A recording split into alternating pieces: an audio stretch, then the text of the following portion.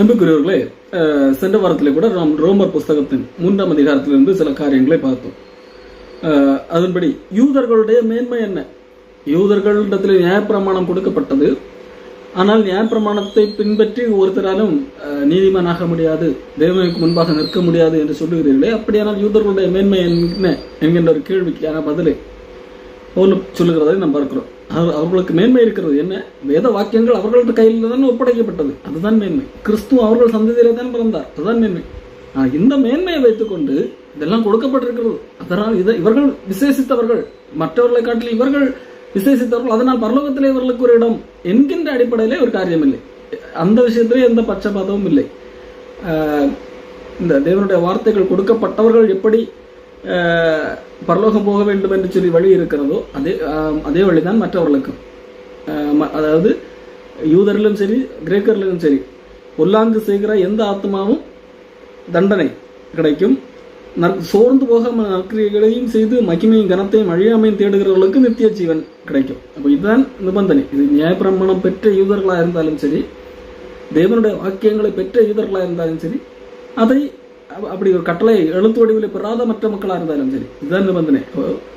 மற்றபடி அவர்களுக்கு ஆண்டவர் தேவ வார்த்தையை கொடுத்திருக்கிறார், அதனால் அவர்களுக்கு என்று விசேஷ சலுகை என்று சொல்லி எதுவும் கிடையாது என்கிறதை குறித்து பவுல் விரிவாக சொல்லுகிறார்.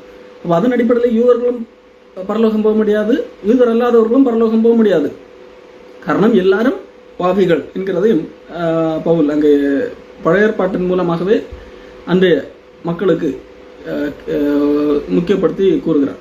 நீதிமான் ஒருவனும் இல்லை, உணர்வுள்ளவன் இல்லை, தேவனை தேடுகிறவன் இல்லை என்கின்ற வாசகங்களை எல்லாம் எழுதி காண்பித்து கடைசியாக முடிக்கும் போது யூதரானாலும் சரி, அதாவது விருத்த சேதனம் உள்ளவர்களானாலும் சரி, விருத்த சேதனம் உள்ளவர்கள் என்றால் யூதர்களை குறிக்கும், அவர்களானாலும் சரி, யூதர் அல்லாதவர்களானாலும் சரி, யாராக இருந்தாலும் எல்லாரையும் விசுவாசத்தின் மூலமாக நீதிமானாக்குகிற தேவன் ஒருவரே. ஒரு மனிதன் நீதிமானாக வேண்டும் என்றால் தேவன் மூலமாக, தேவன் தான் அவர்களை நீதிமானாக்க முடியும். நான் என்னுடைய சுயமுயற்சியினால் நான் எல்லா கட்டளைகளையும் கடைபிடித்து நான் எல்லா சட்டவட்டங்களையும் நிறைவேற்றி நீதிமானாக முடியாது. யூதரானாலும் சரி, யூதர் அல்லாதவர்களானாலும் சரி, விருத்த சேதனம் உள்ளவர்களானாலும் சரி, விருத்த சேதனம் இல்லாதவர்களானாலும் சரி, எல்லாரையும் நீதிமானாக்குகிற தேவன் ஒருவரே. அப்போ அதற்கு என்ன வேண்டும்? அதை விசுவாசிக்க வேண்டும். அதுதான் விருத்த சேதனம் உள்ளவர்களை விசுவாசத்தினாலும் விருத்த சேதனம் இல்லாதவர்களை விசுவாசத்தின் மூலமாயும் நீதிமான்களாக்குகிற தேவன் ஒருவரே. தேவன் மூலமாகத்தான் நீதிமானாக முடியும். தேவன் தான் இறங்கி ஒரு மனிதனை நீதிமானாக்க முடியும், தேவனுக்கு முன்பாக நிற்க வைக்க தகுதியை தர முடியும். அதில் எதன் மூலமாக பெற முடியும்? ஆண்டவரே, நீர் செய்த எல்லாவற்றையும் நான் இம்மி பிசகாமல் எல்லாவற்றையும் செய்து முடித்தேன் என்று சொல்லி பெற முடியுமா? முடியாது. அப்படி பெற்றால் ஒருவனும் அதை பெற முடியாது. ஆகவேதான் தேவன் இறங்கி தருகிறார், அவர் தன்னுடைய நீதியை தருகிறார். அப்போ அதை நான் விசுவாசிக்க வேண்டும். ஆண்டவர் தருகிறார், நான் ஆண்டவர் விசுவாசிக்க, நான் ஒன்றுமில்லாதவன், நான் ஒரு பாவி, என்னால் ஒரு காரியத்தை நிறைவேற்ற முடியாது என்கிறதை உணர்ந்து தேவன் அதை தருகிறார் என்று சொல்லி அந்த விசுவாசம் தேவனிடத்தில் வைக்கும் போது நீதிமானாக மாற்றப்படுகிறார். அப்போ இப்போ ஒரு கேள்வி இருக்கிறது. அப்போ சட்டத்தின் மூலமாக, நியாயப்பிரமாணத்தின் மூலமாக யாரையும் நீதிமானாக முடியாது, விசுவாசித்தால் போதும் என்று சொல்லுகிறீர்களே, அப்படியானால் விசுவாசத்தினாலே நியாயப்பிரமாணத்தை அவமாக்குகிறோமா? அதாவது விசுவாசத்தினாலே நியாயப்பிரமாணத்தை இல்லாததாக்குகிறோமா, செல்லுபடியாமல் ஆக்குகிறோமா? இல்லை. பவுல் சொல்லுகிறார், இல்லை, நியாயப்பிரமாணத்தை நிலைநிறுத்துகிறோம்.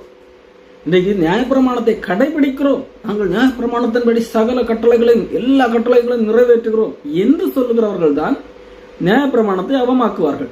இப்படி நாங்கள் எல்லா கட்டளைகளையும் கடைபிடிக்கிறோம், ஒரு இதை கூட நாங்கள் விட்டு விலகுவதில்லை, ஆண்டவர் கொடுத்த கட்டளை எல்லாவற்றையும் நிறைவேற்றி தேவனுக்கு முன்பாக நாங்கள் பரிசுகளை பெறுவோம் என்று சொல்லுகிறார்களா, அவர்கள் தேவனுடைய எல்லா கட்டளைகளையும் நிறைவேற்றுவதாக சொல்லிவிட்டு எல்லாவற்றையும் உடைக்கிறவர்களாக இருக்கிறார்கள்.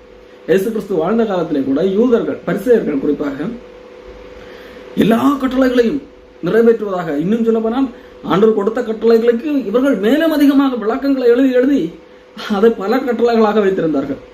கை கழுவ வேண்டும் என்றால் இந்த முறைப்படி கழுவ வேண்டும், அப்போ அதுதான் சரி என்று சொல்லி ஏகப்பட்ட கட்டுப்பாடுகள்.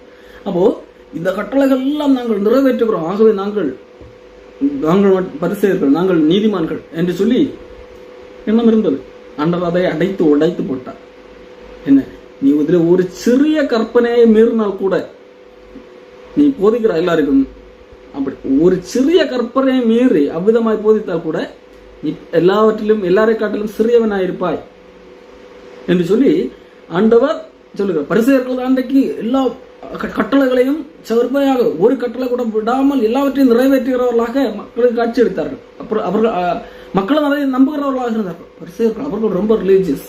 அவர்கள் எல்லா கட்டளைகளையும் ஒரு கட்டளை விடாமல் ஒத்தலம் சீரகம், அதாவது சின்ன கடுகு, சின்ன சின்ன காரியங்கள் இருக்கும் அல்லவா சமையல் கட்டளை, அதை கூட சரியாக கணக்கு பார்த்து 10 ஒன்று கடவுளுக்கு கொடுக்க வேண்டும் என்று சொல்லி கணக்கு பார்த்து கொடுக்கிறவர்கள்.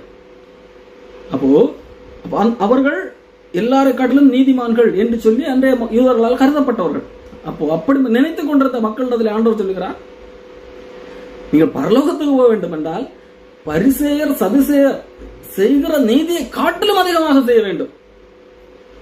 அப்போ இது எந்த மனிதனாலும் முடியாது. பரிசேயர் அன்றைக்கு இருந்ததிலேயே பரிசேயர்கள் தான் அது உச்சபட்சமான சட்டங்களை கை கொண்டிருந்தவர்கள். அவர்களை காட்டிலும் அதிகமாக எல்லா சட்டங்களையும் கை கொள்ள வேண்டும் என்று அப்படி ஆனால் தான் பரலோகம். அவர்கள் கை கொள்வது போல கை கொண்டால் கூட பரலோகம் போக முடியாது என்கின்ற ஒரு காரியத்தை சொல்லுகிறார். மேலும் அந்த உபச்சாரம் என்று சொன்னால், நான் யாரிடத்தில் உபச்சாரம் செய்யவில்லை என்று சொல்லிக்கொள்ளலாம். ஆனால் இருதயத்திலே இச்சையோடு பார்த்தாலே உபச்சாரம் செய்தாயிற்று. கொலை செய்யவில்லை, நான் யாரையும் கொல்லவில்லை என்று சொல்லிக்கொள்ளலாம். ஆனால் நியாயம் இல்லாமல் கோபித்துக் கொண்டாலே கொலை செய்தாயிற்று. மூடனே என்று சொன்னாலே எரிநரகத்துக்குரியனாயிற்று என்று சொல்லி ஆண்டவர் விளக்கப்படுத்துகிறார். இதுவே பாவம். இப்போ என்ன நினைத்துக் கொண்டிருந்தீர்கள்? சின்ன சின்ன இதெல்லாம் பாவமே கிடையாது. பொய் சொல்வதெல்லாம் லேசாக பொய் சொல்வது, அல்லது லேசாக திட்டுவது, கோபம் கொள்வது, இதெல்லாம் பாவம் கிடையாது. நாங்கள் யாரையும் குறை செய்யவில்லையே, நாங்கள் விபச்சாரம் செய்யவில்லையே, ஆகவே நாங்கள் நீதிமான்கள் என்கிற எண்ணம். ஆண்டவர் சொல்கிறார், சின்ன பாவம் பெரிய பாவம், நீங்கள் இதை சின்னதென்று நினைக்கிறீர்களே, இதுவே அந்த கொலை குற்றத்துக்கு சமம் தான், இதுவே கொலை செய்ததுதான் என்று சொல்லி ஆண்டவர் புரிய வைக்கிறார். ஏன் புரிய வைக்கிறார்? எல்லாரும் நீங்கள் பாவிகள் என்பதை ஒத்துக்கொள்வதற்காக.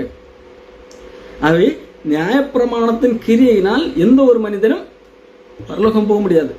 இங்கே ரோமர்ல பவுல் சொல்லுகிற காரியம் தான், விசுவாசத்தினாலே நியாயப்பிரமாணத்தை அபமாக்குகிறோமா, இல்லாமல் போக பண்ணுகிறோமா? இல்லை. உண்மையிலே நியாயப்பிரமாணத்தை இல்லாமல் போக பண்ணுகிறவர்கள் யார்? அதை அவமாக்கி போடுகிறவர்கள் யார்? நியாயப்பிரமாணத்தை கை கொள்ளுகிறோம் என்று சொல்லுகிறவர்கள். நாங்கள் நியாயப்பிரமாணத்தை கை கொண்டு நாங்கள் பெர்ஃபெக்டாக வாழ்வோம் என்று சொல்லுகிறவர்கள் தான் அதை இல்லாமல் போக பண்ணுகிறார்கள். அதாவது அதை பலனற்றவர்களாக மாற்று, அதை கேவலப்படுத்துகிறார்கள். எப்படி? நாங்கள் எல்லா சட்டங்களையும் கைப்பற்றுகிறோம் என்று சொல்லிவிட்டு அது எந்த மனிதனால் முடியாதபடியால் அதை மீறுகிறார்கள் அல்லவா? அப்போ அதை அவமாக்கி போடுகிறார்கள். ஆனால் விசுவாசத்தினாலே நியாயப்பிரமாணத்தை நிலைநிறுத்துகிறோம். நாம் என்ன சொல்லுகிறோம்? நியாயப்பிரமாணத்தை விசுவாசிக்கிறவர்கள் எப்படி நிலைநிறுத்துகிறார்கள்? நியாயப்பிரமாணம் கொடுக்கப்பட்ட நோக்கத்தை அறிந்து, நியாயப்பிரமாணம் எந்த நோக்கத்திற்காக கொடுக்கப்பட்டது?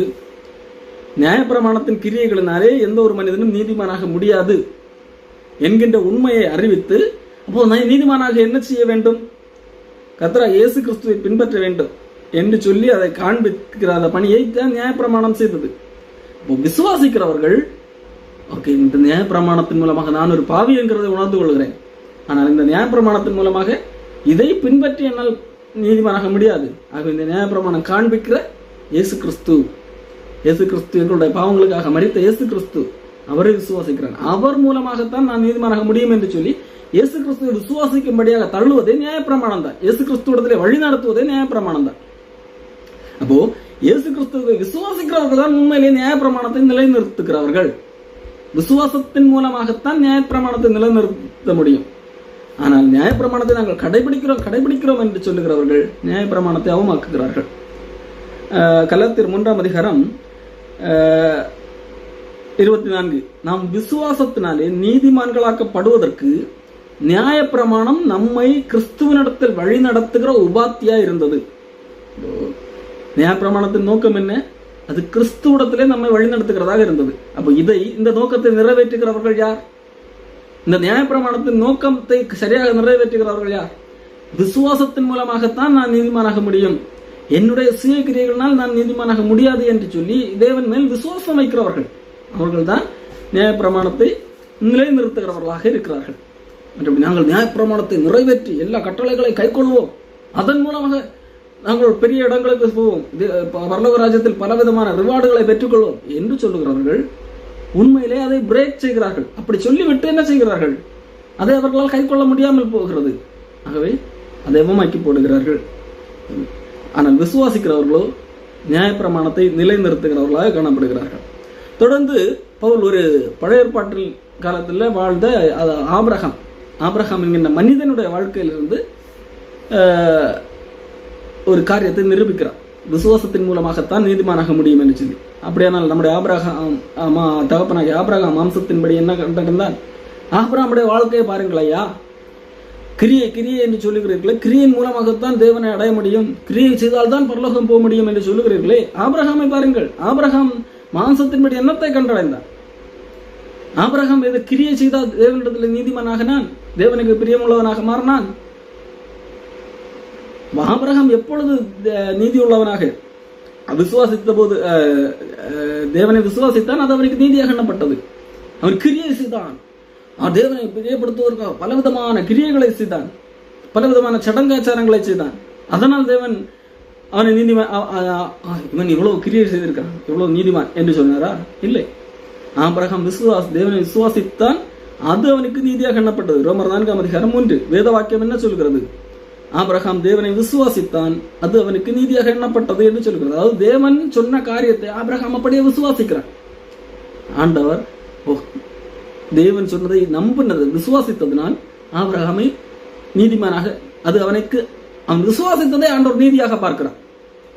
தேவன் சொன்னதை விசுவாசித்ததை ஆண்டவர் நீதியாக பார்க்கிறான். அப்போ அடுத்து பவுல் சில காரியங்களை வைக்கிறார். ஒருவன் கிரியை செய்யாமல், ஒரு கிரியை செய்கிறவனுக்கு வருகிற கூலி கடன் என்று எண்ணப்படும். அதாவது நான் கடினமாக வேலை செய்கிறேன், வேலை செய்வதன் மூலமாக எனக்கு ஒரு ரிவார்டு கிடைக்கிறது, வேலை முடித்த உடனடியாக ஒரு காரியம் கிடைக்கிறது, பலன் கிடைக்கிறது. அது என்னது? எனக்கு என்னுடைய வேலைக்கான பலன், என்னுடைய வேலைக்கான பலன். நான் என்ன சொல்ல முடியாது? என்னுடைய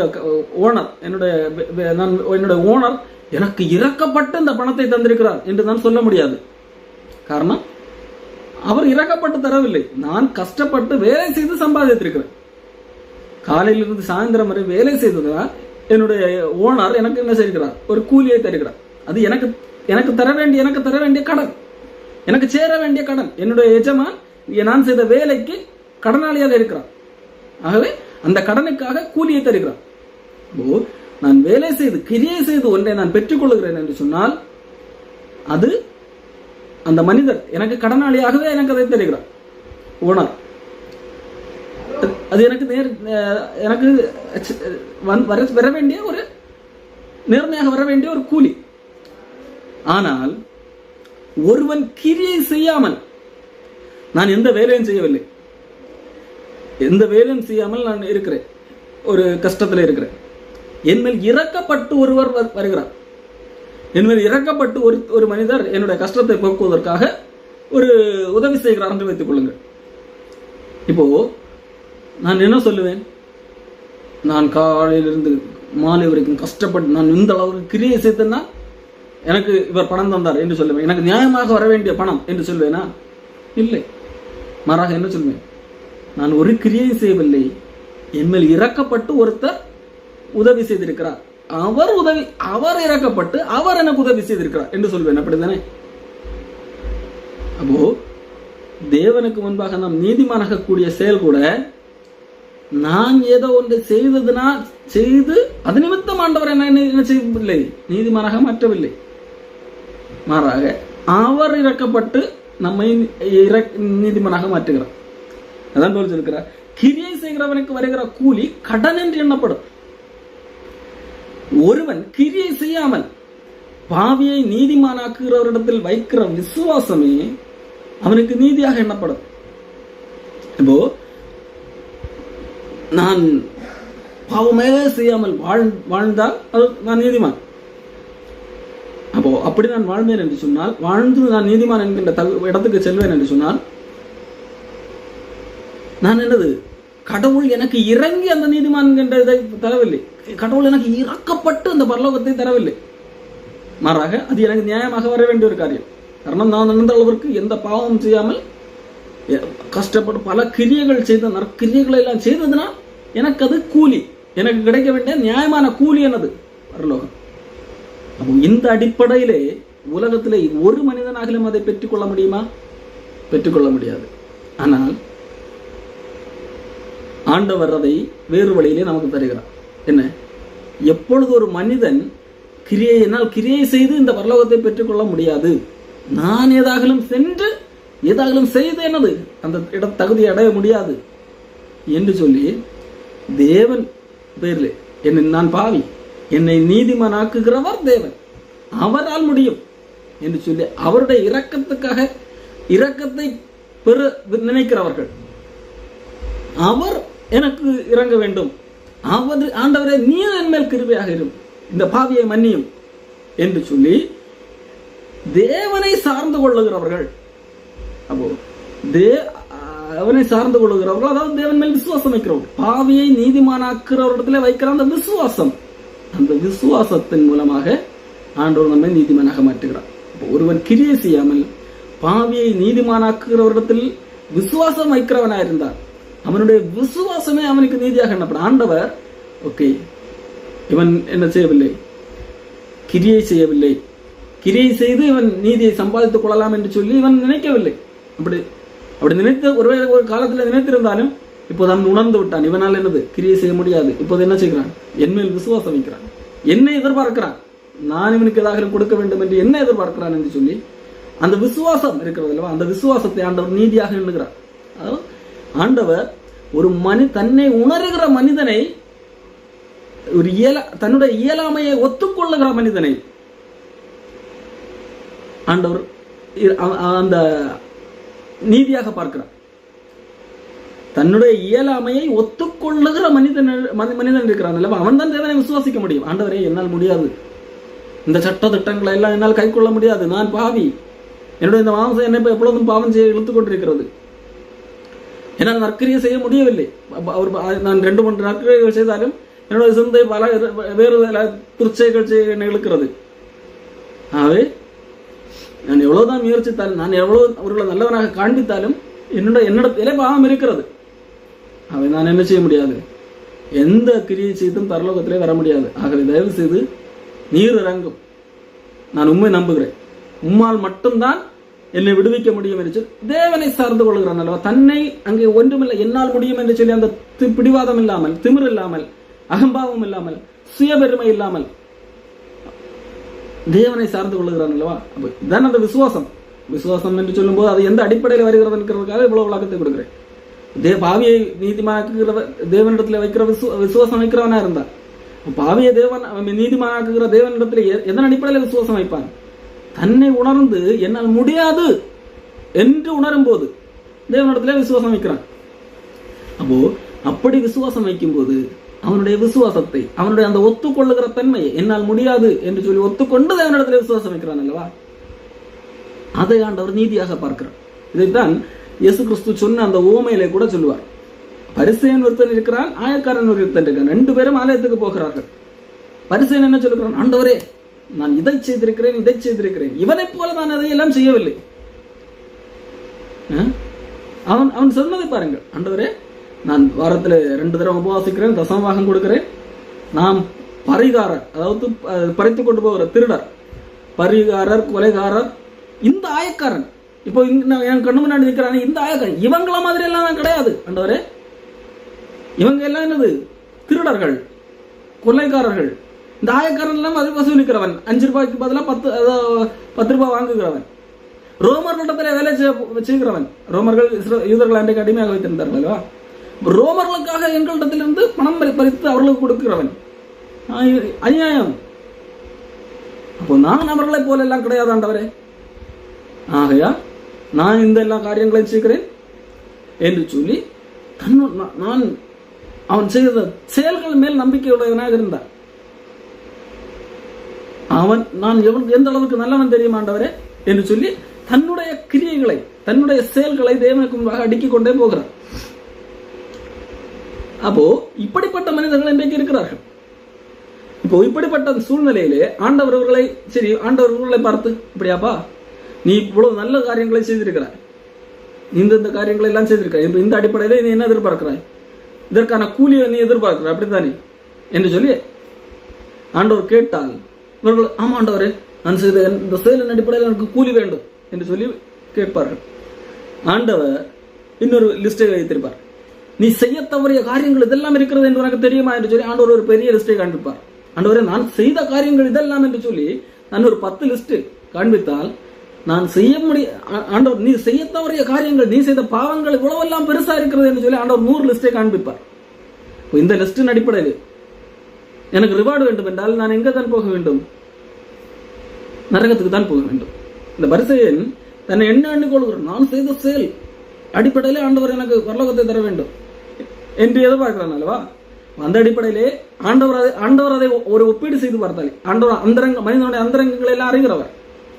அப்போ இந்த பரிசேயனுடைய அந்தரங்கங்களை எல்லாம் அறிந்து சரி இவன் செய்த செயலின் அடிப்படையிலே இவனுக்கு கூலி கொடுப்போம் என்று சொல்லி அந்த செயலை எண்ணி கூலி கொடுத்தால் அவனை எங்க தான் அனுப்ப வேண்டியிருக்கும்? நரகத்துக்கு தான் அனுப்ப வேண்டியிருக்கும். ஆனால் அவன் அதை உணரவே இல்லை. நான் செய்த செயல் நான் எல்லாரையும் காட்டிலும் என்று சொல்லி. ஆனால் அந்த பக்கம் பார்த்தால் ஆயக்காரன் அவனை பாருங்கள், அவன் தேவனிடத்தில் வரும்போது ஆண்டவரே, அதாவது தன் தலையை தேவனிடத்தில் ஏறெடுத்து பார்க்க துணியாமல், அதாவது ஆண்டவரே நான் உமக்கு முன்பாக நிற்க தகுதியே இல்லாதவர், நான் ஒரு பாவி, உம்முடைய சமூகத்தை பார்க்க தகுதியற்றவன், நான் ஒரு பாவி என்று சொல்லி உணர்கிறான். உணர்ந்து ஆண்டவரே நான் பாவிதான், நன்மை செய்ய முடியாத ஒரு மனிதன், பாவமான ஒரு மனுஷன், இந்த பாவியின் மேல் நீங்க கிருபையாயிரும், உம்முடைய கிருபை எனக்கு தேவை என்று சொல்லி தேவனை தேடி வருகிறான், தேவனை விசுவாசிக்கிறான் அல்லவா அந்த இடத்துல. அப்போ ஆண்டவர் சொல்கிறார், அந்த பரிசேயன் அல்ல, அந்த தன்னுடைய கிரியைகளை நம்பின, தன்னுடைய நற்செயல்களை நம்பின அந்த பரிசேயன் அல்ல, எந்த கிரியையும் செய்யவில்லை. இவர் தன்னை உணர்ந்தான், நான் ஒரு பாவி, என்னால் எந்த தன்மையும் செய்ய முடியாது என்று உணர்ந்து ஆண்டவரே நீர் என் மேல் இரக்கமாயிரும், நீர் கிருபையாயிரும் என்று சொன்னான் அல்லவா, அவனே நீதிமானாக்கப்பட்டவனா இங்கே கடந்து சென்றான் என்று சொல்லி பார்க்கிறோம். அதாவது விசுவாசத்தின் மூலமாக தேவனை இடத்துல சேருகிறவர்கள், விசுவாசத்தின் மூலமாக நீதிமான்களாக்கப்படுகிறவர்கள் எப்பொழுதுமே தங்களை தாழ்த்துகிறவர்களாக இருப்பார்கள். காரணம், ஒரு மனிதன் ரட்சிக்கப்படும் போது விசுவாசத்தின் மூலமாக தான் ரட்சிக்கப்படுகிறோம். ரட்சிக்கப்படும் போது நடக்கிற முதல் சம்பவமே என்னதுதான்? தங்களை தாழ்த்துகிற செயல். என்னுடைய செயலினால் நான் பரலோகம் போகவே முடியாது, என்னுடைய செயலினால் நான் நீதிமானாகவே முடியாது, நான் ஒரு பாவி என்று சொல்லி தன்னை நான் பாவி என்று ஒத்துக்கொள்ளுகிற அந்த காரியம், தன்னை தாழ்த்துகிற சம்பவம் தான் முதல்ல ஒரு ரட்சிக்கப்பட்ட மனிதனுடைய வாழ்க்கையிலே ரட்சிக்கப்படும் போது நடக்க வேண்டிய முதல் காரியம். அப்போ இந்த எண்ணம் அவனுக்குள்ளாக இருக்கும். நான் நீதிமானானது என்னால் அல்ல, தேவனார் என்கின்ற அந்த சிந்தை எப்பொழுதும் காணப்படும். ஆகவே எப்பொழுதும் அவன் தேவனை சார்ந்துதான் வாழ்ந்து கொண்டிருப்பான். ஆண்டவரே நீர் உம்முடைய கிருபையால் தான் வாழ்கிறேன் என்கின்ற எண்ணத்திலே தான் இருப்பான். இதுதான் விசுவாசத்தினால தேவனுக்கு முன்பாக நீதிமானாக்கப்படுகிற மனிதனுடைய நிலைமை காணப்படும். ஆகவே தான் அந்த இடத்துல ஆண்டவர் சொல்கிறார், தன்னை தாழ்த்துகிறவன் உயர்த்தப்படுவான், உயர்த்துகிறவன் தாழ்த்தப்படுவான் சொல்லி அந்த இடத்துல அந்த கதையை சொல்லி முடித்ததும் இயேசு கிறிஸ்து சொல்லுவான். சரி, எங்கே வருவோம்? அப்போ கிரியை செய்கிறவனுக்கு வருகிற கூலி கிருபை என்று எண்ணப்படாமல் கடன் என்று எண்ணப்படும். அப்போ இந்த பரிசேயன் எதை எதிர்பார்க்கிறான்? அவன் செய்த கிரியைகளுக்கு கூலி எதிர்பார்க்கிறான். அப்போ அவன் சொல்ற, நான் இந்த இவ்வளவு கிரியை செய்திருக்கேன், இவ்வளவு நற்செயல்கள் செய்திருக்கேன், எனக்கு தேவையான கூலி வர வேண்டும். அப்ப பரிசேயர்கள் போன்றவர்கள் எப்படி இருப்பார்கள்? நாங்கள் இத்தனை மணி நேரம் உபவாசம் செய்கிறோம், இத்தனை மணி நேரம் எங்களுக்கு இவ்வளவு ரிவார்டு கிடைக்கும், நாங்கள் தங்களுடைய செயலின் அடிப்படையிலே நற்செயல்களின் அடிப்படையிலே ரிவார்டை எதிர்பார்க்கிறவர்கள். அப்போ அவர்கள் செய்த நற்செயல்களுக்கான ரிவார்டு கிடைக்க வேண்டும் தானே என்று நீங்கள் கேட்கலாம். அப்போ செயல்களின் அடிப்படையிலே ரிவார்டு கிடைக்க வேண்டும் என்று எதிர்பார்த்தால் அவர்கள் செய்த கெட்ட செயல்களும் தானே கணக்கில் கொண்டு வரப்பட வேண்டும், அந்த அடிப்படையில் தண்டனையும் கொடுக்கப்பட வேண்டும் அல்லவா?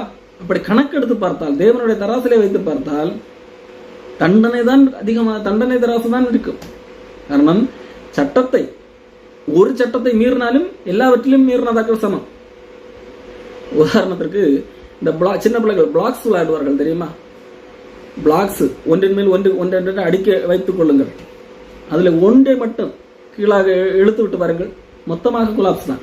ஒன்று தானே இழுத்து விட்டோம், ஒன்றில் தானே மிஸ்டேக் என்று சொன்னால் அது கொலாப்ஸ் ஆகிவிடும் இல்லவா? அதே போல சட்டத்தை நாங்கள் எல்லாம் சரியாக கடைபிடிக்கிறோம் என்கிறவர்கள் பலதிலே தவறுகிறவர்கள் தான். ஆனால் அவர்கள் ஒத்துக்கொள்ள மாட்டார்கள். ஆனால் ஒன்றிலே தவறினால் கூட எல்லாவற்றிலும் தவறினவர்கள். ஆகவே இந்த கிரியை செய்து அதற்கு பலனாக கூலியை பெற்றுக்கொள்ளலாம் என்று சொல்லி எந்த மனிதனும் நினைக்க வேண்டாம். அது நடக்காத காரியம்.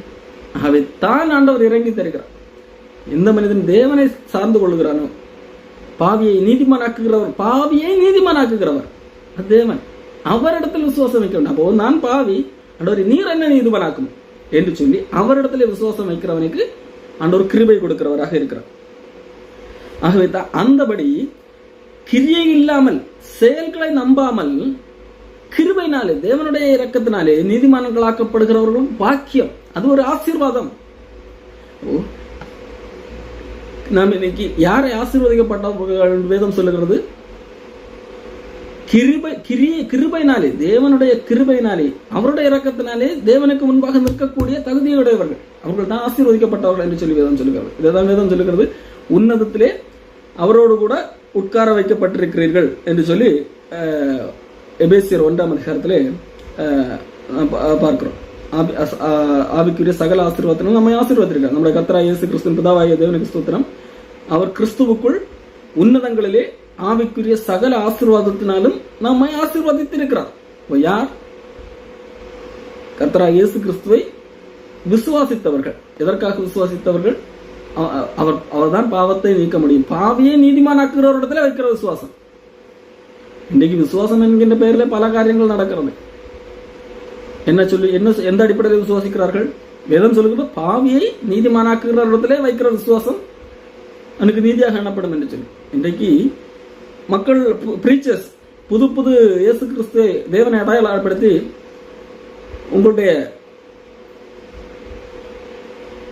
உங்களுக்கு பணம் தரக்கூடிய, உங்களுக்கு இப்ப கொஞ்சம் பணம் இருக்கிறது, உங்களுடைய பணத்தை அதிகமாக தரக்கூடிய, அல்லது நீங்கள் அம்பானியை ஒப்பிடும்போது ஏழையாக இருக்கிறீர்கள், உங்களை இந்த ஏழையை பணக்காரராக மாற்றக்கூடிய தேவனை விசுவாசியுங்கள் என்று சொல்லி சொல்லுகிறார்கள். ஒரு ஏழையை பணக்காரனாக மாற்றக்கூடிய தேவனை விசுவாசித்து நீதியை பெற்றுக் கொள்ளுங்கள் என்று சொல்லி வேதம் எழுதவில்லை. வேதம் திட்டம் தெளிவாக சொல்லுகிறது, ஒருவன் கிரியை செய்யாமல் பாவியை நீதிமானாக்குகிறவரிடத்தில், நான் பாவி, என்னை நீதிமானாக்குகிறவர் தேவன். அப்போ இயேசு கிறிஸ்துவத்தில் எந்த அடிப்படையில் விசுவாசம் வைக்க வேண்டும்? பாவியை நீதிமானாக்குகிறவர் அவர். ஆகவே அந்த அடிப்படையில் விசுவாசம் வைக்கும்போது நாம் நீதிமானாக்கப்படுகிறோம். இது ஒரு பாக்கியம், இது ஒரு ஆசீர்வாதம். இதை குறித்து சங்கீதக்காரனை எழுதி வைத்திருக்கிறார். என்ன சங்கீதம்? எவர்களுடைய அக்கிரமங்கள், 32ஆம் சங்கீதம், எவர்களுடைய அக்கிரமங்கள் மன்னிக்கப்பட்டதோ, எவர்களுடைய பாவங்கள் மூடப்பட்டதோ அவர்கள் பாக்கியவான்கள். எவனுடைய பாவத்தை கர்த்தர் எண்ணாதிருக்கிறாரோ அவன் பாக்கியவான் என்று தாவீது சொல்லி இருக்கிறான்.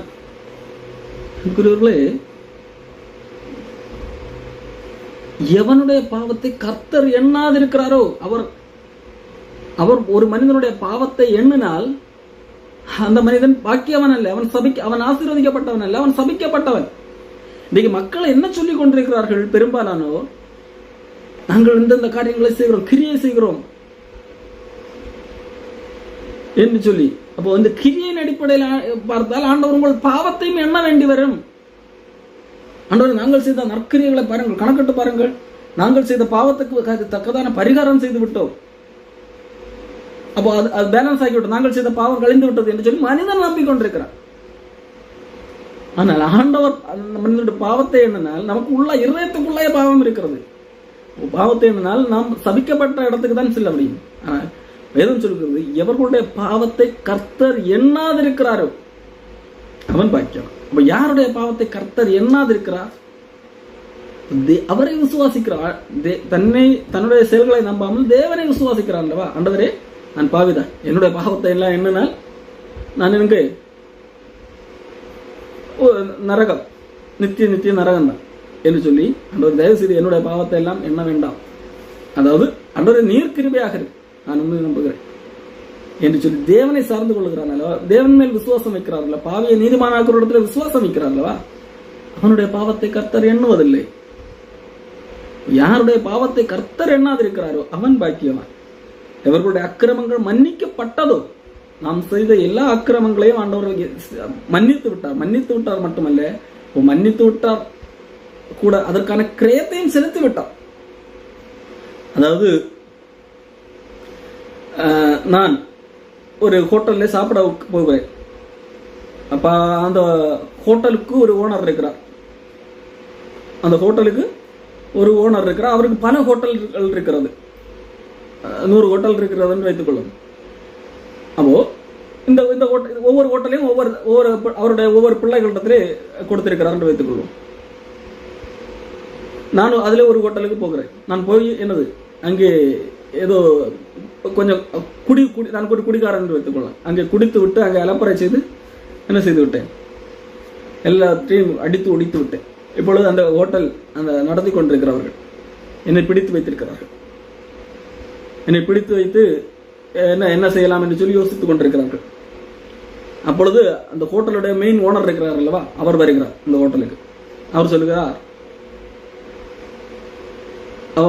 அவர் என்னை மன்னித்து விடுகிறார், பரவாயில்லை, என்னை புரிந்து கொண்டு இவன் ஒரு குடிகாரன், ஆனால் மன்னித்து விடுகிறேன் என்று சொல்லி என்னை மன்னிக்கிறார். மன்னித்தார், ஓகே. ஆனால் அங்கே இழப்பு ஏற்பட்டதல்லவா, அந்த ஹோட்டலை நடத்துகிறவர்களுக்கு ஒரு இழப்பு ஏற்பட்டது. அந்த இழப்பு தானே. அப்போ அந்த இழப்பை சரி கட்ட வேண்டும் அல்லவா. இவ்வளவு அடித்து ஒடித்ததுன்னா இவ்வளவு லாஸ் ஆகிருக்கிறது அந்த ஹோட்டலை நடத்துகிற அவருக்கு கீழாக உள்ளவர்களுக்கு. அப்போ அந்த இழப்பீடை யார் கொடுப்பது? மன்னிக்கிறது ஓகே, சொல்லுகிறார், மன்னித்து விட்டேன், ஆனால் இந்த இழப்பீடை மட்டும் கொடுத்து விடு, நான் தண்டிக்க மாட்டேன். நான் இழப்பீடு கொடுக்க முடியுமா? கொடுக்க முடியாது. நான் அந்த இடத்துல நான் பணமும் இல்லை, நான் அப்படிப்பட்ட ஒரு சூழ்நிலை இருக்கிறேன் வைத்துக் கொள்ளுங்க.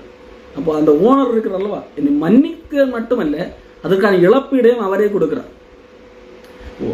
இந்த உதாரணத்துக்காக சொல்லுகிற காரியம்.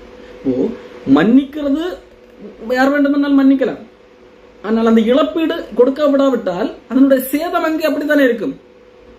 அந்த என்னால் உண்டான சேதம் அந்த ஹோட்டலுக்கு சேதம் தானே. அப்போ அந்த ஓனருக்கு என்னை மன்னிக்கக்கூடிய அதிகாரம் இருக்கிறது, ஆனா அந்த ஹோட்டலை நடத்துகிறவர்களுக்கு அது சேதம் தானே. அந்த ஹோட்டலை நடத்துகிறவர்கள் ஓனர் இடத்துல அந்த மாத இறுதியிலே கணக்கு ஒப்புவிக்கும் போது இவ்வளவு ரூபாய் சேதம், அந்த இழப்பீடு இன்னும் சரி கட்டப்படவில்லை அல்லவா. அப்போ ஓனர் என்னை மன்னிக்கவும் செய்து அதற்கான இழப்பீட்டு தொகையும் அந்த ஹோட்டல் நடத்துகிறவர்களிடத்துல கொடுக்கிறார். அப்போ இதே போல தான் இயேசு கிறிஸ்து தேவன் நம்மை மன்னித்தார் மட்டுமல்ல, எந்த அடிப்படையில மன்னிக்கிறார், அதற்கான இழப்பீடையும் கொடுக்கிறார், அதற்கான பரிகாரத்தையும் அவரே செய்கிறார், இயேசு கிறிஸ்து செய்கிறார். அப்போ நம்முடைய பாவங்களை அவர் எண்ணவில்லை. எந்த அடிப்படையில தெரியுமா? நம்முடைய பாவங்களுக்கான தண்டனையை அவர் பெற்றுக்கொண்டார். நம்முடைய பாவத்துக்கு ஒரு தண்டனை இருக்கிறது அல்லவா. அவர் வெறுமனே மன்னிக்கிறது மட்டும் இல்லை, அந்த பாவத்துக்கான தண்டனையை அவர் பெற்றுக்கொண்டு நம்மை மன்னிக்கிறார். வெறுமனே மன்னிக்கலாம். ஒரு ஹோட்டல் அந்த மெயின் ஓனர் என்னை மன்னித்து விட்டு போகலாம், ஆனால் அந்த இழப்பீடு அப்படியே தானே இருக்கும். ஆகவே என்னால் எனக்கு ஒரு தண்டனை வேண்டும் அல்லவா. அப்போ அதற்கு பதிலாக அவர் அந்த இழப்பீட்டை சரி செய்கிறார். அவர் அவர் தண்டனை அனுபவிக்கிறார். என்ன தண்டனை? அவர் தன்னுடைய பணத்தை இழக்க வேண்டியிருக்கிறது. அங்கே நான் செய்த சேதத்தை நிவர்த்தி செய்வதற்காக அவர் தன்னுடைய காரியத்தை அங்கே இழந்து நான் செய்த அந்த இழப்பீட்டை சரி பண்ணுகிறார். அப்போ அதே போல இயேசு கிறிஸ்து நம்முடைய பாவங்களுக்கான தண்டனையை அவர் ஏற்றுக்கொள்கிறார். அந்த அடிப்படையில் அவரிடத்தில் சேர்க்கிறவர்களை மன்னிக்கிறார். எவர்களுடைய பாவங்களை அவர் எண்ணாதிருக்கிறாரோ அவர்கள் பாக்கியவான் என்று சொல்லி சங்கீதக்காரன் சொல்லி இருக்கிறார். இந்த பாக்கியம் யாருக்கு வரும்? யாருடைய பாவங்களை ஆண்டவர் எண்ண மாட்டார்? ஆண்டவரே பார்த்தீர்களா, நான் கிரியை செய்து நான் நற்செயல்களை எல்லாம் செய்து கொண்டு வந்திருக்கிறேன் ஆண்டவரே என்று சொல்லி வருகிறவர்களையா? நான் எல்லாரை காட்டிலும் சிறந்தவன் ஆண்டவர் என்று வருகிறவர்களையா? இல்லை. தேவனுக்கு முன்பாக தாழ்த்தி தேவனை விசுவாசத்தின் மூலமாக சேர்கிறவர்களை. ரோமர் 4 அதிகாரத்திலே தான் கேட்க, இந்த பாக்கியம் விருத்த சேதனம் உள்ளவருக்கு மாத்திரம் வேணுமா? இல்லை விருத்த சேதனம் இல்லாதவனுக்கும் வருமா என்று சொல்லி கேட்கிறார். இந்த பாக்கியம், அதாவது பாவத்தை, யாருடைய பாவத்தை கர்த்தர் எண்ணாது இருக்கிறானோ அவர் பாக்கியவன், அவன் ஆசீர்வதிக்கப்பட்டவன். இந்த ஆசீர்வாதம் யாருக்கு வரும்? யூதர்களுக்கு மட்டும் வருமா, இல்லை யூதர் அல்லாதவர்களுக்கு வருமா என்று சொல்லி கேள்வியை கேட்கிறார். கேள்விக்கு பதிலாக ஆபிரகாமுடைய வாழ்க்கையிலிருந்து சொல்லுகிறார். ஆபிரகாம் தேவனை விசுவாசித்தான், அது அவனுக்கு நீதியாக எண்ணப்பட்டது என்று சொல்லி வேதத்தில் எழுதப்பட்டிருக்கிறது அல்லவா? அப்பொழுது ஆபிரகாம் விருத்த சேதனம் செய்தானா, செய்யவில்லையா? ஆபிரகாம் விருத்த சேதனம் செய்ததினால் ஆண்டவர் அதை நீதியாக எண்ணினாரா, விருத்த சேதனம் செய்வதற்கு முன்பதாகவே அதை நீதியாக எண்ணினாரா என்று சொல்லி பவுல் கேள்வி கேட்கிறார். அதே 15ஆம் அதிகாரத்திலே ஆபிரகாம் தேவனை விசுவாசித்தான், அது அவனுக்கு நீதியாக எண்ணப்பட்டது என்று சொல்லப்பட்டிருக்கிறது. அதன் பின்பதாகத்தான் விருத்த சேதனம், இஸ்மாயில் பிறந்த பிறகுதான் விருத்த சேதனம் எல்லாம் இருக்கிறது. அப்போ இங்கே பவுல் அதைத்தான் கொண்டு வருகிறார். ஆபிரகாம் எப்பொழுது விசுவாசித்தான், எப்பொழுது அது அவனுக்கு நீதியாக எண்ணப்பட்டது? அவன் விருத்த சேதனம் பெற்ற பிறகா, இல்ல விருத்த சேதனம் இல்லாமல் வாழ்ந்து கொண்டிருந்தான் அல்லவா அந்த காலத்துல என்று சொல்லி கேள்வி கேட்கும்போது, கேள்வி கேட்ட பதிலே சொல்ல, விருத்த சேதனம் பெற்ற பிறகு அல்ல, விருத்த சேதனம் பெறுவதற்கு முன்பதாகவே ஆபிரகாம் தேவனை விசுவாசித்ததை அந்த நீதியாக எண்ணினார். மேலும் விருத்த சேதனம் இல்லாத காலத்தில் அவன் விசுவாசத்தினாலே அடைந்த நீதிக்கு முத்திரையாக, அதை அடையாளமாக விருத்த சேதனத்தை பெற்றான். விருத்த சேதனம் இல்லாத காலத்தில் அவன் விசுவாசத்தினாலே அடைந்த நீதிக்கு முத்திரையாக விருத்த சேதனமாகிய அடையாளத்தை பெற்றார். அப்போ அவன் விருத்த சேதனம் செய்ததினால், ஆண்டவர் சொன்ன வார்த்தையை கீழ்ப்படிந்து விருத்த சேதனம் செய்ததினால் அவன் நீதிமானாகவில்லை, மாறாக அவன் ஏற்கனவே தேவனை விசுவாசித்து நீதிமானாக மாறினான். அதன் அடையாளமாக, அதன் முத்திரையாக விருத்த சேதனத்தை அடையாளமாக பெற்றார்.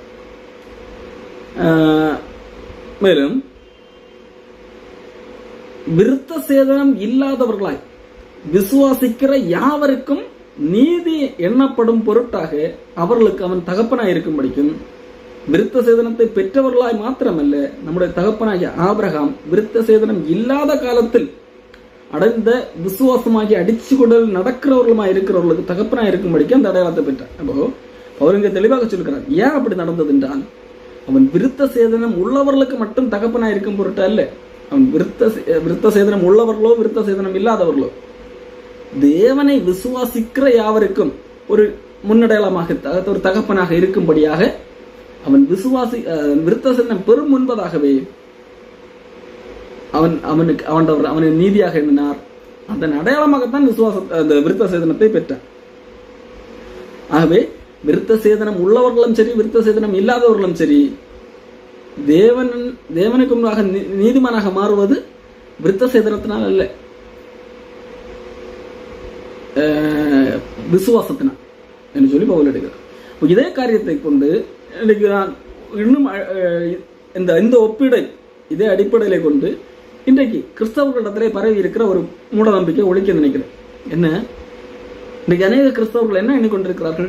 ஞானஸ்நானம் எடுத்தால் தான் ரட்சிக்கப்பட முடியும், ஞானஸ்நானம் எடுத்தால் தான் நீதிமானாக முடியும் என்று எண்ணிக்கொண்டிருக்கிறார்கள். அன்றைக்கு ரோமர்களிடத்திலே யூதர்கள் போய் குழப்பினார்கள். விருத்த சேதனம் விசுவாசித்தால் போதாது, அதற்கு விருத்த சேதனம் செய்தால் தான், அது கடவுள் கொடுத்த கட்டளை, அது நியாயப்பிரமாணம் மோசேக்கு கொடுத்தது கூட இல்லை, ஆபிரகாம் காலத்திலே கொடுத்த கட்டளை. விருத்த சேதனமும் செய்ய வேண்டும் என்று சொல்லி எல்லாம் குழப்பினார்கள். ஆகவே தானே அதையெல்லாம் கண்டித்து தான் பவுல் எழுதுகிறார். ஆபிரகாம் எப்பொழுது விசுவாசத்தான், எப்பொழுது அதை நீதியாக ஆண்டவர் எண்ணினார் என்று சொல்லி எழுதுகிறார். அது விசுவாசித்தவர்களுக்கு மட்டும்தான் பொருந்துமா? விருத்த சேதனம் உள்ளவர்களுக்கு மட்டும்தான் பொருந்துமா? இல்லை, விருத்த சேதனம் உள்ளவருக்கும் பொருந்தும். ஆபிரகாம் விருத்த சேதனம் செய்வதற்கு முன்பதாகவே விசுவாசித்தான், அதை ஆண்டவர் அவனுக்கு நீதியாக எண்ணினார். அது விருத்த சேதனம் உள்ளவர்களுக்கு மட்டுமல்ல, விருத்த சேதனம் இல்லாதவர்களுக்கும் ஒரு தகப்பனாக இருக்கும்படியாக அப்படி நடந்தது என்று சொல்லுகிறான் அல்லவா? இதே காரியத்தை இன்றைக்கு உள்ள காரியத்தை சொல்லுகிறார். இயேசு கிறிஸ்து சிலுவையிலே மரித்த போது இயேசு கிறிஸ்துவை விசுவாசித்து ஏற்றுக்கொண்ட ஒரு கள்வன் அந்த நம்மிடமே பரலோகத்துக்குரியவனாக மாறினான். இயேசு கிறிஸ்து சொல்கிறார், இன்றைக்கு என்னுடனே கூட பரதீசில் இருப்பாய். அப்போ இன்னைக்கு ஞானஸ்நானத்தை குறித்து பெருமை பாராட்டுகிறார்கள். அதை அந்த சடங்கு செய்தால்தான் பரலோகம் என்று சொல்லுகிறார்கள். அவர்களுக்கு இதே பவுல் இங்க வைத்த அதே ஆர்குமெண்ட் படி கேட்கிறேன். ஆபிரகாம் தேவனை விசுவாசித்தான், அதை நீதியாக எண்ணினார். அது எப்பொழுது நடந்தது? விருத்த சேதனுக்கு முன்பா பின்பா என்று சொல்லி கேட்கிறார் அல்லவா? அதே போல இங்கே இந்த கள்ளன் இயேசு கிறிஸ்துவ விசுவாசத்தை ரட்சிக்கப்பட்டான், அவனுக்கு பரலோகம் கொடுக்கப்பட்டது அல்லவா? அது எப்போது நடந்தது? அவன் ஞானஸ்நானம் பெற்ற பின்பா இல்லை முன்பா? இதே பவுல் இங்க வைக்கிற அதே ஆர்குமெண்ட் அடிப்படையில் நான் கேள்வி கேட்கிறேன். இல்லை, அவன் தேவனை விசுவாசித்தான், தேவன் அவனை பரலோகத்துக்குரியவனாக மாற்றினார், அவன் ஞானஸ்தானம் எடுக்கவில்லை. அப்போ இன்னைக்கு ஞானஸ்தானம் எடுத்தால் தான் பரலோகம் என்று சொல்லி அந்த ஞானஸ்தானம் எடுத்தவர்களை அது செல்லாது, நீ இந்த ஞானஸ்தானம் எடுத்தால் தான் பரலோகத்துக்கு போக முடியும், நீ அந்த நாமத்தில் எடுத்தால் செல்லாது, ஆக இந்த நாமத்தில் எடுத்தால் தான் நீ செல்ல முடியும் என்று சொல்லி மக்களை போட்டு அங்கேயும் இங்கேயும் போட்டு குழப்பிக் கொண்டிருக்கிறார்கள். ஆகவேதான் அவர் இந்த இடத்துல ஆபிரகாமை வைத்து ஒரு ஆர்குமெண்ட் வைக்கிறார் அல்லவா? அதே கண்ணோட்டத்திலே நான் ஒரு ஆர்குமெண்ட் வைக்கிறேன்.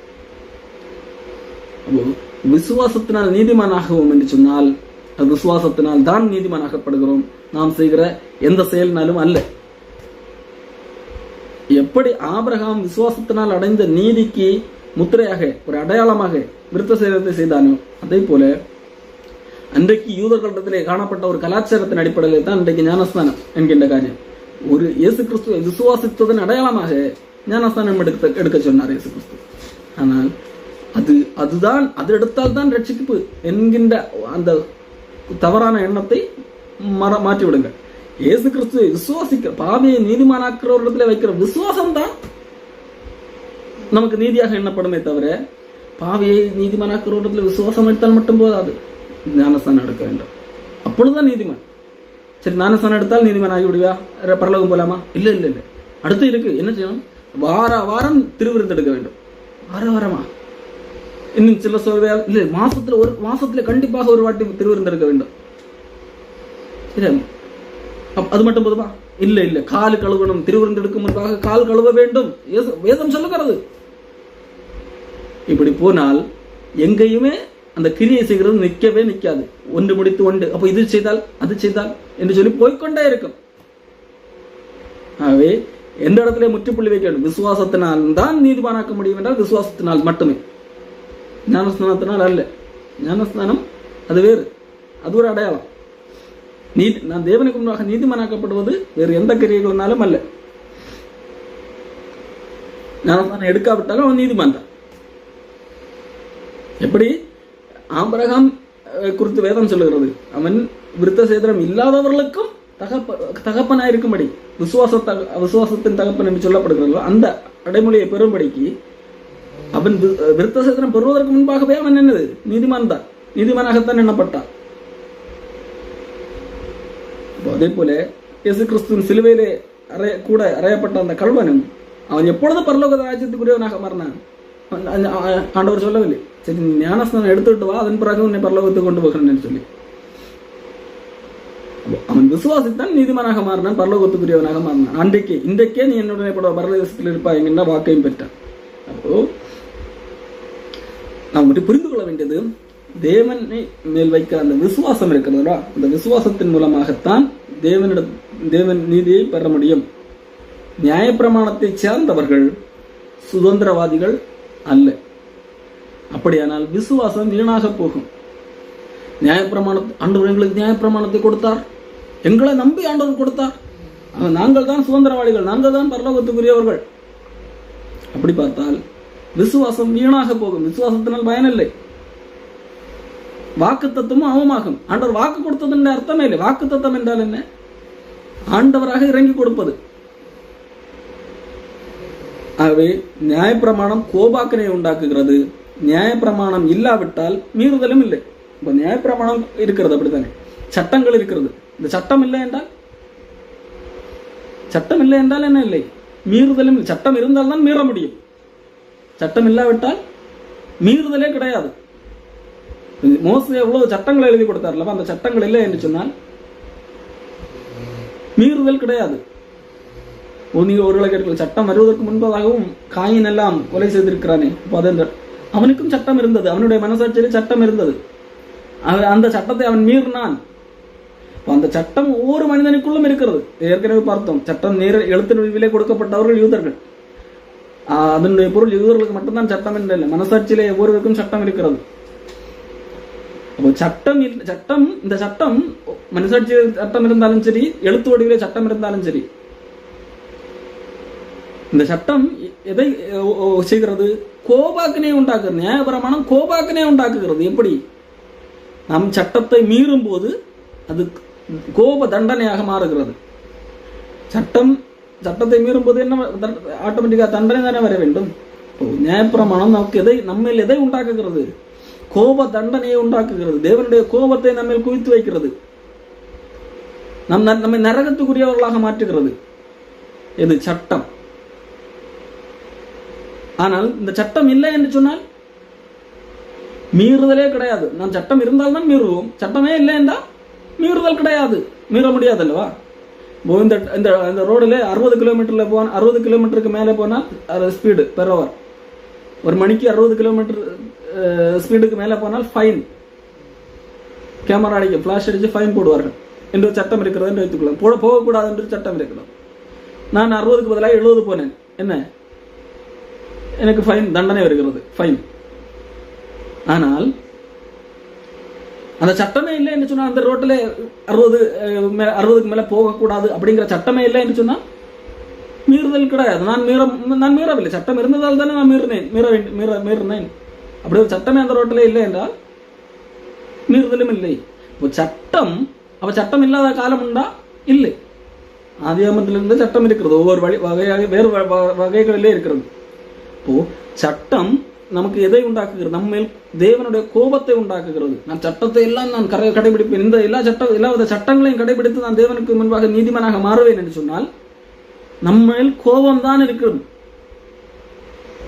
அதே வேளையிலே நியாயப்பிரமாணம் இல்லாவிட்டால் மீறுதல் இல்லை, மீற முடியாது. சட்டம் இருந்தால் தானே மீறுவோம். கிறிஸ்தவர்களுக்கு சட்டம் இல்லையா சொல்லி, உண்மையிலே கிறிஸ்தவர்களுக்கு சட்டம் இல்லை. அதன் பெயர் தான் சுயாதீன பிரமாணம். அப்ப ஆண்டவர் என்ன செய்ய, அப்ப நம்ம என்ன வேணாலும் செய்யலாமா? இதன் அறியாமையின் வெளிப்பாடு. ஆண்டவர் இயேசு கிறிஸ்துவை விசுவாசிக்கிறதே நம் பாவத்தை பாவம் செய்ய விரும்பாமையின் காரணமாகத்தான் இயேசு கிறிஸ்துவை விசுவாசிக்கிறோம். மேலும் இயேசு கிறிஸ்துவை விசுவாசிக்கும் போதே ஆண்டவர் நமக்கு பரிசுத்தமாகுதலை தருகிறார், தேவ அன்பை தருகிறார். அப்போ அந்த அன்பின் அடிப்படையிலே நாம் செயல்களை செய்கிறோம். சட்டம் என்று சொன்னால் இதை மீறினால் இது தண்டனை என்று சொல்லி நான் சொன்னேன் அல்லவா, இந்த ரோட்டில் 60க்கு மேலே போகக்கூடாது. 60 இங்கே துபாய் வைத்து சொல்லுவேன்னா ஒரு 120 கிலோமீட்டர், 120 கிலோமீட்டருக்கு மேலே போனால் என்னது ஃபைன் வரும் என்று சொல்லி சட்டம் இருக்கிறது. அந்த ரோட்டில் சட்டத்துக்கு மீறி நான் 130 போனால் எனக்கு ஃபிளாஷ் அடிச்சு என்ன வரும்? ஃபைன் வரும். அந்த ரோட்டில் என்ன இருக்கிறது? சட்டமே இல்லை என்று சொல்லிவிடும். அந்த சட்டத்தை நீக்கி விட்டார்கள். நீங்களே பார்த்து ஓட்டுங்கள் என்று சொல்லி நீக்கி விட்டார்கள். இப்பொழுது என்ன, நான் எப்படி வேண்டாம் போவேனா? எனக்கு அன்பு இருக்கிற பட்சத்திலே நான் பார்த்து போவேன். மற்றவர்கள் மேல் அன்பு இருக்கிற பட்சத்திலே நான் என்ன, எனக்குள்ளாக என்ன எண்ணம் வரும்? நான் வேகமாக போனால் ஆக்சிடென்ட் நடக்க வாய்ப்பு உண்டு. இங்கே சட்டம் இல்லை. இந்த ரோட்டில் ரூல் 60க்கு மேலே தான் 120க்கு மேலே போகக்கூடாது என்று சட்டம் இல்லை. அந்த சட்டத்தை நீக்கி விட்டார்கள். ஆனால் எனக்கு என்ன இருக்கிறது? மற்றவர்கள் மேல் அன்பு இருக்கிறது. ஆகையால் நான் அதிவேகமாக போனால் ஒருவேளை மற்ற வண்டிகளை இடிக்க வாய்ப்பு உண்டு என்று சொல்லி அந்த ரோடு கண்டிஷன் எல்லாம் பார்த்து அதற்கு எந்த ஸ்பீடில் போக வேண்டுமோ அதுக்கு ஏற்றபடி போகிறேன். இதே காரியம் தான் கிறிஸ்தவத்திலும் நடக்கிறது. ஒரு மனிதன் இயேசு கிறிஸ்துவை ஏற்றுக்கொள்ளும் போது அவன் சட்டத்தின் எல்லா பிடியிலிருந்தும் விடுதலையாக்கப்படுகிறான். நியாயப்பிரமாணத்தின் கட்டமைப்பிலிருந்து விடுவிக்கப்படுகிறான். அது இதை மீறினால் இந்த தண்டனை என்கின்ற அந்த சித்தாந்தத்திலிருந்து அவன் வெளியே வருகிறான். இப்போ அவன் பாவியை நீதிமானாக்குறதுல விசுவாசம் வைத்திருக்கிறான் அல்லவா? இப்போ இவனுக்குள்ளாகவே பரிசுத்தமாகுதல் விருப்பமாக இருக்கிறபடியால் இப்போ தண்டனை இல்லை. பரிசுத்தமாகவில்லை என்று சொன்னால், பரிசுத்தமாக நடக்கவில்லை என்று சொன்னால் பனிஷ்மெண்ட் என்கின்ற அந்த கோட்பாட்டிலிருந்து வெளியே வந்து விட்டான். ஆனால் இவனுக்குள்ளாக இப்பொழுது என்ன இருக்கிறது? பரிசுத்தமாகுதல், பரிசுத்த ஆவியானவர் இருக்கிறபடியால் பரிசுத்தமாகுதல் விருப்பமாக இருக்கிறது. ஆகையால் இவன் பாவத்தை வெறுக்கிறவனாக மாறிவிடுகிறான். நான் தேவனுடைய பிள்ளை, ஆகவே தேவன் எப்படி இருக்கிறார் அவரை போல நானும் மாற வேண்டும். நாளுக்கு நான் மறுரூபமாகி கொண்டே இருக்கிறார். அப்ப இதுதான் புதிய ஏற்பாடு சித்தாந்தம். அதாவது இதுதான் விசுவாசத்தினால் நீதிமானாக்கப்பட்டவன் வாழுகிற வாழ்க்கை. ஆகத்தான் வேதம் சொல்லுகிறது, அவர்கள் மேல் கீழ்ப்படியாமையின் பிள்ளைகள் மேல் தேவ கோபாக்கினை வரும். இதை குறித்து எபேசியர்ல பவுல் சொல்லும் போது சொல்லுகிறார், பலவிதமான பாவங்களை அங்கே காண்பிக்கிறார்.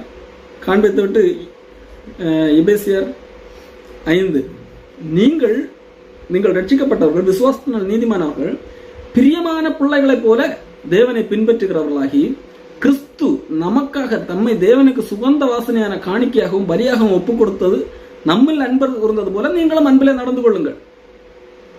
ஆண்டவருடைய இயேசு கிறிஸ்துவின் அன்பை, ரட்சிக்கப்பட்டவன் அன்பின் அடிப்படையில் தான் இணைக்கப்படுகிறான்.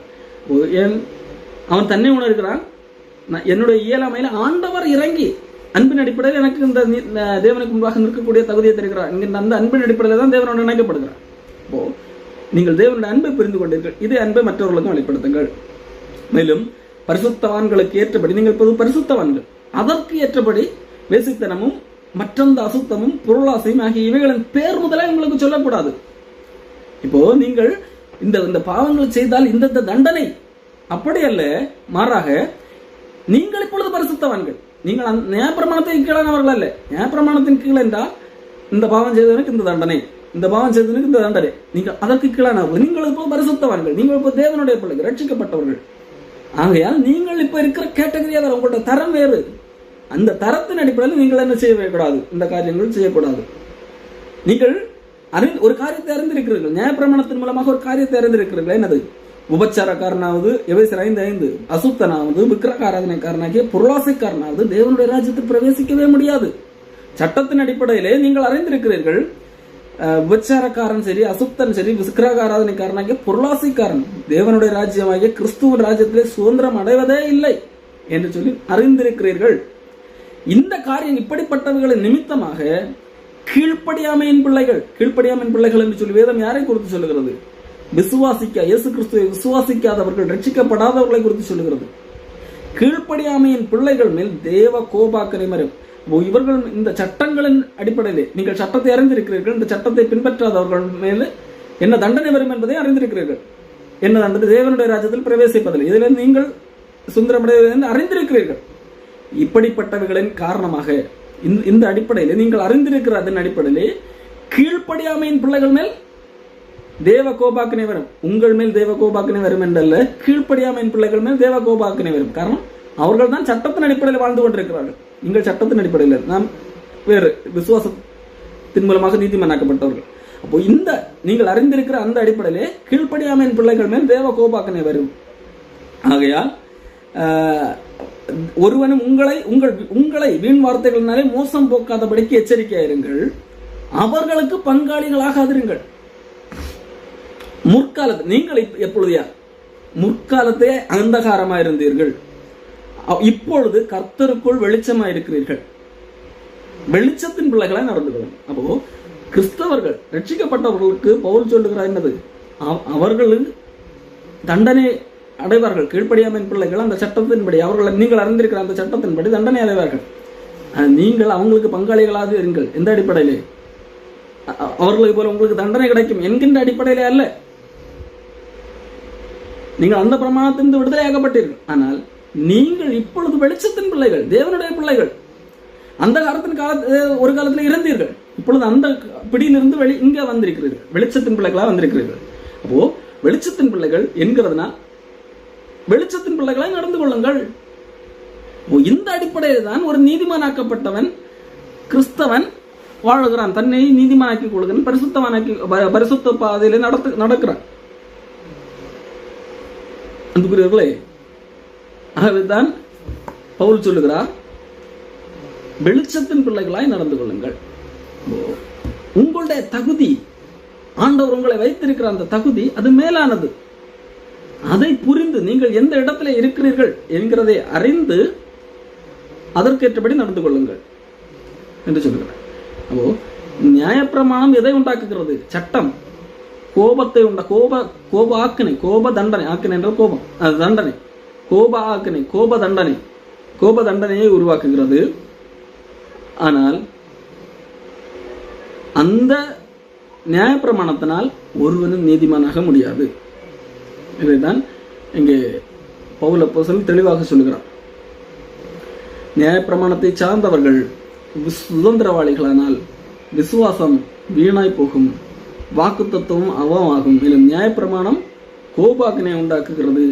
நியாயப்பிரமாணம் இல்லாவிட்டால் மீறுதலும் இல்லை. நமக்கு நியாயப்பிரமாணம் இல்லை, ஆகவே மீறுதலும் இல்லை. மாறாக நமக்கு ஆண்டவர் பரிசுத்தமாகுதலை தந்திருக்கிறார். நாம் யார் என்கின்ற நம்முடைய தகுதி என்ன என்கின்ற உண்மையை நமக்கு தருகிறார், நமக்கு வெளிப்படுத்துகிறார். அந்த தகுதியின் அடிப்படையிலே நமக்கு எல்லாவற்றையும் அனுபவிக்க எனக்கு உரிமை உண்டு. ஆனால் எல்லாம் தகுதியாக இராது. எனக்கு தகுதி கிடையாது, நான் தேவனுடைய பிள்ளை. எனக்கு எல்லாவற்றையும் அனுபவிக்க கூடாது, அனுபவிக்கலாம் என்கின்ற சட்டம் இல்லை. அதுதான் பொருள். எல்லாவற்றையும் அனுபவிக்க எனக்கு உரிமை உண்டு. அப்படி அனுபவிக்க கூடாது என்கின்ற சட்டம் இல்லை. சட்டத்தின் அடிப்படையிலே நான் வாழவில்லை, நியாயப்பிரமாணத்துக்கு கீழானவன் அல்ல. எல்லாவற்றையும் அனுபவிக்க எனக்கு உரிமை உண்டு. ஆனால் எனக்கு தகுதியாகிறாரு. நான் வேற ஆளு, நான் தேவனுடைய பிள்ளை, நான் வெளிச்சத்தின் பிள்ளை. எல்லாம் தகுதியாகிறாது. எல்லாவற்றையும் அனுபவிக்க எனக்கு உரிமை உண்டு. ஆனால் நான் ஒன்றுக்கும் அடிமைப்பட மாட்டேன். நான் தேவனுடைய பிள்ளை, நான் தேவனுக்கு தான் அடிமைப்படுவேன், வேற எந்த காரியத்துக்கும் அடிமைப்பட மாட்டேன். எல்லாவற்றையும் அனுபவிக்க எனக்கு உரிமை உண்டு. ஆனால் ஒன்றும் பக்தி விருத்தியை கொண்டு வராது. ஆகவே நான் எதுக்கும் அடிமைப்பட மாட்டேன். அன்புக்குரியவர்களே, ஒரு கிறிஸ்தவன், ரட்சிக்கப்பட்டவனுடைய சிந்தனை இந்த அடிப்படையிலே தான் இருக்க வேண்டும். மற்றபடி தண்டனைக்கு பயந்து நான் இதை மீறிவிட்டால் எனக்கு தண்டனை கிடைக்கும் என்கின்ற அடிப்படையில் இருக்கக்கூடாது. காரணம், நியாயப்பிரமாணம் இல்லை. நியாயப்பிரமாணம் இருந்தால், இந்த நியாயப்பிரமாணம் இருக்கிறது என்று சொன்னால், இந்த சட்டம் இருக்கிறது, ஆகையால் நான் இதை செய்ய வேண்டும் என்றால், அது உங்களுக்கு எதைத்தான் கொண்டு வரும்? கோபாக்கினை, கோப தண்டனையைத்தான் கொண்டு வரும். இந்த சட்டம் இருக்கிறது, இந்த சட்டத்தை நான் மீறக்கூடாது என்கின்ற இருந்தால், ஆகவே அதன் அடிப்படையில் நான் நீதிமானாக விரும்பினேன். அதன் அடிப்படையில் நான் ரட்சிப்பை தக்க வைத்துக் கொள்ள வேண்டும். இந்த சட்டத்தை, நான் எந்த சட்டத்தை மீறாமல் எல்லா நற்கிரியங்களையும் செய்து நான் ரட்சிப்பை தக்க வைத்துக் கொள்வேன் என்கின்ற நிலைமையில் இருந்தால், அது இந்த சட்டத்தின் அடிப்படையில் தான் நீங்கள் இயங்குகிறீர்கள், அதாவது கிரியைகளின் அடிப்படையில். அப்படியானால் உங்கள் மேல் கோபாக்கினை, அதே வேளையிலே நியாயப்பிரமாணம் இல்லை, இப்படி ஒரு சட்டமே இல்லை என்றால் மீறுதலும் இல்லை. மீறுதல் இல்லை என்று தண்டனையும் இல்லை. கிறிஸ்தவர்கள், இயேசு கிறிஸ்துவை விசுவாசித்து ரட்சிக்கப்பட்டவர்கள் மீறுதல், இதை மீறி விடுவோம், இதை மீறினால் எனக்கு தண்டனை என்கின்ற அடிப்படையில் செயல்படுகிறவர்கள் அல்ல. ஒருவேளை அப்படி நீங்கள் செயல்படுவீர்கள் என்று சொன்னால், தயவு செய்து சரியாக ரட்சிக்கப்படுங்கள். நீங்கள் ஒரு ரட்சிப்பை குறித்து அறியாமல் இருந்திருக்கலாம். சரியாக இயேசு கிறிஸ்துவை விசுவாசித்து ரட்சிக்கப்படுங்கள். ரட்சிக்கப்பட்டவன் சட்டத்துக்கு அடிமை அல்ல. ஆனால் அவன் தன்னுடைய தகுதியை அறிந்து அந்த தகுதிக்கு ஏற்ற காரியங்களை மட்டுமே செய்ய முயற்சிக்கிறான். தனக்கு தகுதி இல்லாத காரியங்களை புறந்தள்ளி விடுகிறான். இந்த அடிப்படையில் அவன் பாவத்தை வெறுக்கிறான், பரிசுத்தத்தை விரும்புகிறான். அன்புக்குரியவர்களே, இந்த நாளிலே பார்த்தோம், கிரியையினால் நாம் செய்கிற செயல்களினால், இந்த சட்டத்தை எல்லாம் கடைபிடிக்கிறேன் என்கின்ற பெயர்னால் நான் தேவனுக்கு முன்பாக எப்படியும் நீதிமானாக முடியாது. அப்ப நான் நீதிமானாக தேவனுக்கு முன்பாக நிற்க விசுவாசம், பாவியை நீதிமானாக்குகிறவரிடத்தில் வைக்கிற விசுவாசம். பணம் தருகிறவர் விசுவாசிங்கள் என்று சொல்லி இன்றைக்கு ஆளுண்டு. உங்களுக்கு இந்த மாதத்தில் வியாதி குணமாகும், இந்த கூட்டத்துக்கு வந்தால் வியாதி குணமாகும் என்று சொல்லுகிறவர்களை விசுவாசிக்கிற ஆளுண்டு. ஆனால் பாவியை, நான் பாவி, இந்த பாவியை நீதிமானாக்க, நல்லவனாக்க, அல்லது தேவனுக்கு முன்பாக நிற்கக்கூடிய தகுதியுடையவனாக மாற்ற அந்த கூடிய தேவனை விசுவாசி, அது கிருபை, அவருக்கு கிருபை கிடைக்கிறது, அவன் ரட்சிக்கப்படுகிறான். அந்த விசுவாசம் அவனுக்கு நீதியாக எண்ணப்படுகிறது. மிக தொடர்ந்து அடுத்த வாரம் இன்னொரு மேலும் காரியங்களை பார்க்கலாம்.